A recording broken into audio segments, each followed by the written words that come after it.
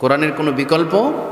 আমরা বিএনপির শাসন দেখেছি, আমরা আওয়ামী লীগের শাসন দেখেছি, আমরা এরশাদের শাসন দেখেছি, আমরা ফখরুদ্দিন মঈনুদ্দিনের শাসন দেখেছি।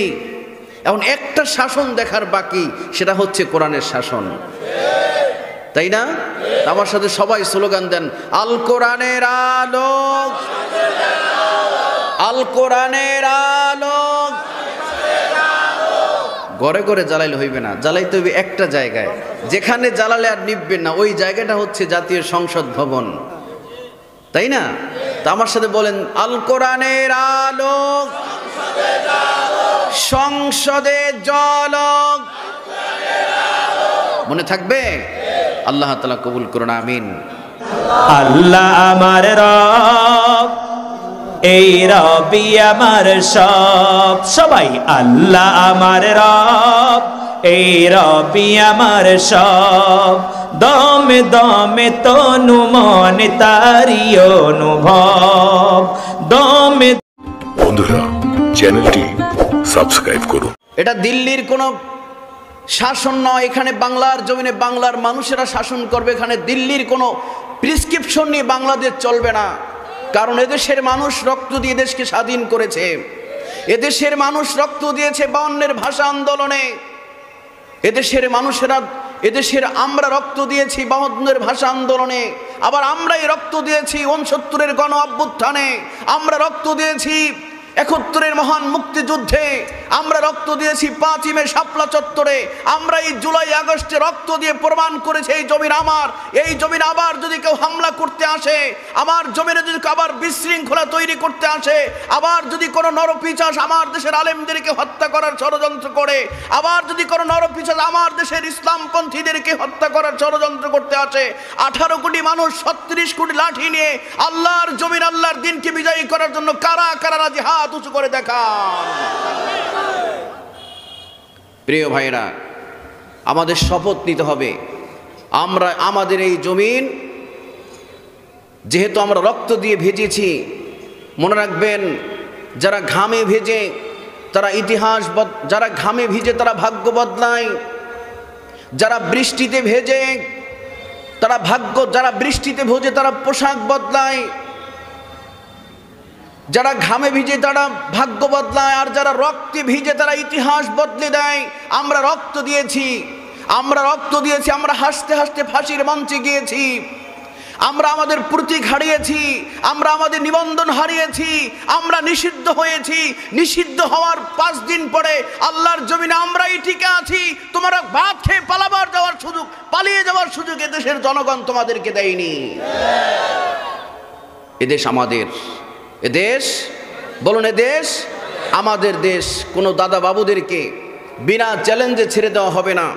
যদি আবার কেউ আমাদেরকে হুমকি দেয়, আবার যদি কেউ ঢুকে পড়তে চায়, আমাদের মনে রাখতে হবে শাহজালাল ইয়ামিনী রাহিমাহুল্লাহ আজকে থেকে 7ম শতাব্দীতে শুধুমাত্র গরু কোরবানি করার অপরাধে রাজা গরু গোবিন্দের নেতৃত্বে রাজা গরু গোবিন্দ বোরহান উদ্দিন নামক একজন যুবকের হাত কেটে দেওয়া হয়েছিল। হযরতে শাহজালাল ইয়ামিনী রাহিমাহুল্লাহ তিনি তার সাথীদেরকে বললেন যে, তোমাদের মধ্যে আসরের নামাজ কাজা হয়নি এরকম একজন মানুষকে আসো 40 দিনের মধ্যে। একজন ব্যক্তি দাঁড়িয়ে বললেন, আমার 40 দিনের মধ্যে একক আসরের নামাজ কাজা হয়নি। তাকে বললেন, তুমি এই রাজা গরু গোবিন্দের মসনদে ওঠো, তার মন্দিরে ওঠো। ইতিহাস সাক্ষ্য 7ম শতাব্দীতে মুসলমানের আল্লাহু আকবারের ধ্বনিতে রাজা গরু গোবিন্দের প্রত্যেকটা ইট খুলে মাটির সাথে মিশে গিয়েছিল। আবার যদি কেউ আমার জমিনে হামলা করতে আসে, আমরা প্রত্যেকে শাহজালাল হয়ে রাজা গৌর গোবিন্দের উত্তরসূরিদেরকে এদেশ থেকে বিতাড়িত করার আগ পর্যন্ত, সাইয়েদ মুগ্ধর বিচার হওয়ার আগ পর্যন্ত, 20 শতাব্দীর শ্রেষ্ঠ তাফসীরকারক আল্লামা দেলাওয়ার হোসেন সাইদিকে যারা হত্যা করেছে, এদের বিচার না হওয়া পর্যন্ত আমরা আল্লাহর জমিনের এক চুল পরিমাণ জায়গা তাদের জন্য ছেড়ে দেব না। আমরা একটি জানাজা পড়তে চেয়েছিলাম, তোমরা হত্যা করেছো, আমাদেরকে জানাজা পড়ার সুযোগ তোমরা দেওনি। আল্লামা দেলাওয়ার হোসেন সাইদির একটি জানাজা পড়ব আমরা এই শুধুমাত্র একটি জানাজা পড়ে ঢাকা থেকে বিদায় করবে, আমাদেরকে তোমরা জানাজা পড়তে দাওনি, জনগণ তোমাদেরকে পালাবার সুযোগ দেয়নি, জনগণ তোমাদেরকে ভাত খাওয়ার সুযোগ দেয়নি। আবার যদি হামলা করতে আসো, আবার যদি ষড়যন্ত্র করতে আসো, এদেশের জনগণ বাঁশের লাঠি নিয়ে যেভাবে 24-এর গণ অভ্যুত্থান করেছে, আবার একটি আন্দোলন, আবার একটি 5ই আগস্ট, আল্লাহর জমিন আল্লাহর দিনকে বিজয়ী করার জন্য যদি আবার একটি ডাক আসে, কারা কারা রাজি হাত উঁচু করে দেখান।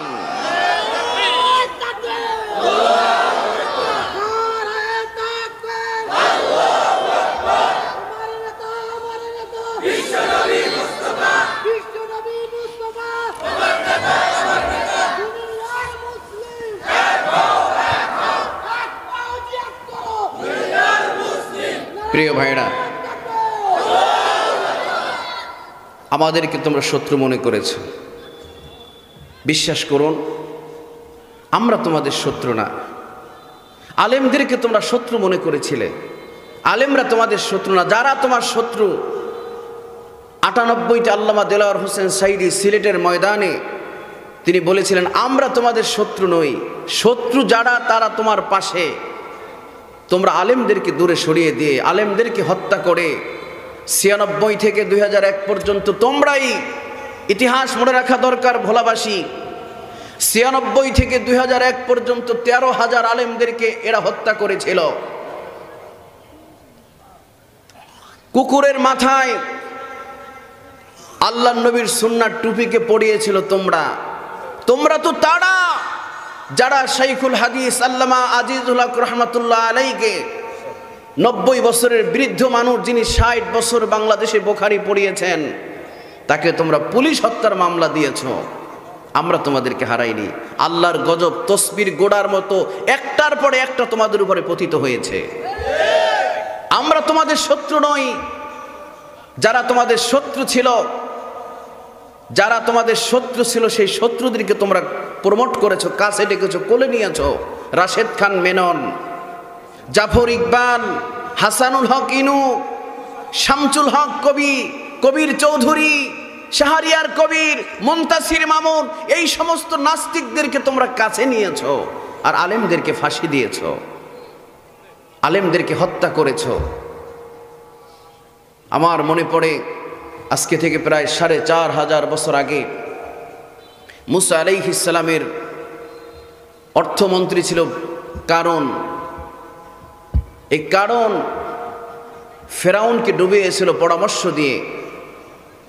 তা আমার মনে পড়ে যে এই কারণের উত্তরসূরিরা, এই কারণের উত্তরসূরিরা, ফেরাউনের উত্তরসূরিদেরকে কারুন নামক এই জাফর ইকবাল আর শাহরিয়ার কবির আর নাস্তিকরা তাদেরকে ডুবিয়েছে, এমন ডুবিয়েছে শেষ পর্যন্ত পালাইয়ে যাওয়ার সুযোগ। আলেমরা তোমাদেরকে ডুবাইনি, আলেমদেরকে শত্রু মনে করেছো। আলেমরা তোমাদের শত্রু নয়, শত্রু যারা তাদেরকে তোমরা কাছে নিয়েছো আর তারাই তোমাদেরকে ডুবিয়েছে। ঠিক কিনা বলেন প্রিয় ভাইরা?